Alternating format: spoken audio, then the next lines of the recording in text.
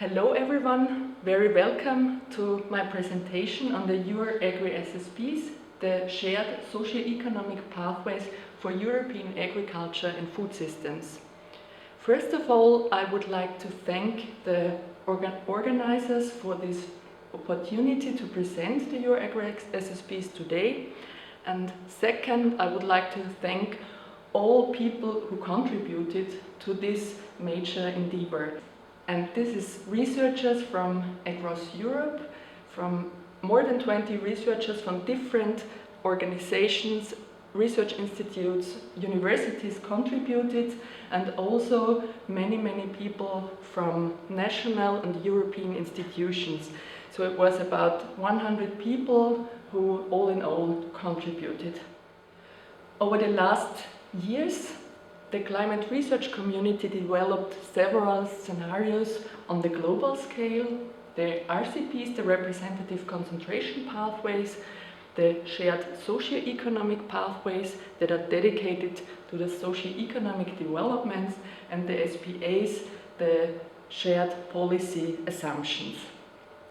From the socio-economic perspective, you see the picture on the slide, which shows that the SSPs are organized in a 2x2 matrix with challenges for climate change adaptation on the x-axis and challenges for climate change mitigation on the y-axis. And for each of these quadrants, one SSP was defined on the global scale. And for the agricultural sector, there is a lot of information already in the global SSPs. However, they are not specified on the European scale, they are not specified on the national scales, and they also lack some information in the context of the agricultural sector. So our aim was to define or enrich the global SSPs for the European scale, for European agriculture. And these are the major aims and the focus of our scenario development exercise. So the major aim is to extend and enrich the global SSPs. We also wanted to make sure that all those all the information by the Eur-Agri-SSPs can be used for integrated assessments of agriculture and food systems. And these assessments are typically used for policy advice. But on the other hand, the storylines and the scenarios should be relevant for the decision makers on their own as well. What is also relevant is that we wanted to ensure consistency between the global SSPs and the European agricultural SSPs in order to improve the comparability of research results, mostly from integrated assessments. So we chose the spatial scale for Europe, and we did not make many differentiations on the regional scale, and also not on a national scale, because there should be a chance for further extension of these storylines. Timescale until 2050. This is a typical timescale that is relevant for policy making, and that's why we decided to go for 2050.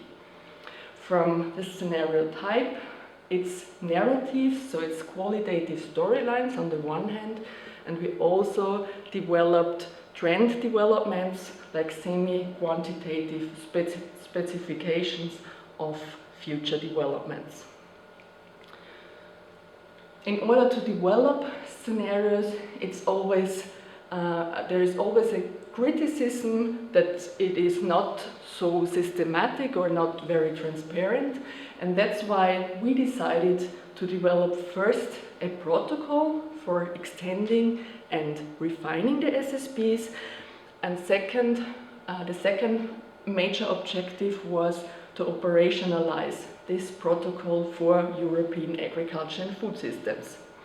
And the results of those exercises were presented or are presented in two journal articles that are here on the slide, and I would also like to draw your attention to the website, where we also have a communication platform. We established a communication platform to interact with the community working on European agriculture and food systems on this topic.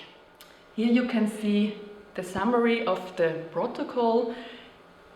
It also summarizes the resource needs and the methodological requirements. The protocol represents 4 major dimensions. The first dimension are the 9 major steps, which are the gray boxes in the protocol, and you also see the narrow arrows, which indicate that it is an iterative process. The green circles indicate the major responsibilities. We defined 3 working groups. And what you can see is the dark gray areas and the dark green areas are the ones where we suggested stakeholder interactions. So stakeholders are, of course, and their input are, of course, a requirement and a need for scenario development. And we also have the dimension which is mentioned on the bottom. Here we have defined methods that could be applied in the scenario development. So this is also a methodological requirement. And this is how the Eur-Agri-SSPs look like in a very condensed version. You see again this 2x2 matrix in order to ensure consistency with the global SSPs. And for each of these SSPs we defined 1 Eur-Agri-SSPs. And for each Eur-Agri-SSP, 5 topics were predefined: population and urbanization as the first one, economy as the second topic, policies and institutions as the third major topic, technology, and finally environment and natural resources. And here is a summary on the content of each of the storylines. So just to give you an insight how they look like. So it's about 2.5 pages for each of the storylines, and then we have an extended table where storyline elements and their potential direction of change are defined. We have the sustainable development path on the bottom, so low challenges to mitigation, low challenges to adaptation. The major actors are civil society and consumers in this pathway, and of course environmentalism, also technology development and governance are important aspects in this scenario. The second SSP on the established path, so we talk about historical developments that are projected into the future, so not many things change, but there is a continuous change assumed. The third one, agriculture on separated path. Here the national authorities are the major actors and nationalism gains in importance. Policies are more on the national level instead of the European level, etc. If we are on the unequal path, with low challenges to mitigation and high challenges to adaptation. Here, the major actor is a business-oriented elite, as it is called, and globalization is encouraged in this scenario, also technology development, but we face low standards. And the final one, the fifth, the high-tech path. Here we have a strong affinity to technology development by the consumers, also by the producers and the input suppliers. Liberalization is a major topic here, and consumption is high, so we have a very rich group of people, a rich society, but mostly the wealth is based on the fossil fuel requirements.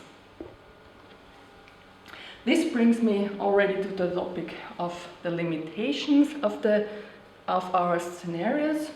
As I've already mentioned, we have only few details for European regions on the national level, and few details for subsectors of agriculture and food systems.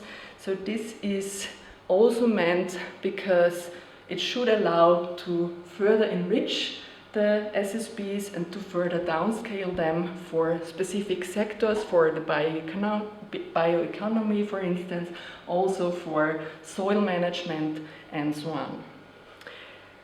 We have semi-quantitative scenarios here. This should also allow for systematic quantifications, but this is a next step and still needs to be done. There's also a limitation in the flexibility for updates. So when we published or were about to publish the Eur-Agri-SSPs, the crisis came up and there was only little room to really integrate these new developments. However, it is of course the website available where we want to ensure that we have long-term maintenance, and also we would like to have networking activities, so whoever is interested in contributing or has further questions, please go to the website and get in contact with us. And just a few, because of all these limitations, just a few words about the ongoing activities and about the outlook. So on the global scale, there is a lot going on in terms of quantification of the SSPs. Also on the European level, there is a project where the Eur-Agri-SSPs are already applied. And on the right-hand side, we have the national extensions and the subsectoral extensions, where there are also examples. For Austria, we are currently developing Austrian SSPs, Agri-SSPs, and there is also soil management and also for the legumes sector, subsector, where further developments are done. And with this, I would like to thank you very much for your attention, and I hope that there will be discussions in the room.